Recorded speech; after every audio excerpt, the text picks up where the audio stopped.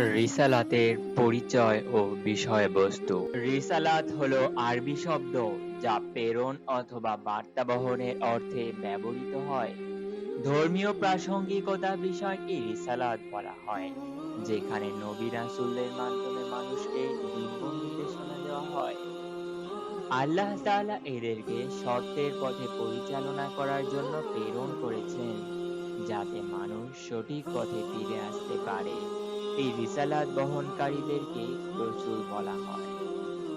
রিসালাতের মাধ্যমে মানুষের মধ্যে প্রেরিত পূর্বপুরুষদের বাণী সারা বিশ্বকে অনুমোদন করার জন্য আল্লাহ তাআলা নবী রাসূল নিয়োগ দেন।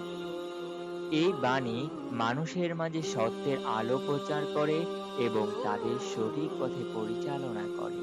সুতরাং রিসালাত নবী রাসূলদের একটি প্রতিভাবিত বা কর্মক্ষেত্র, যা মানব জাতির জন্য প্রেরিত হয়েছে, যাতে তারা আল্লাহর নির্দেশনা মেনে চলতে পারে।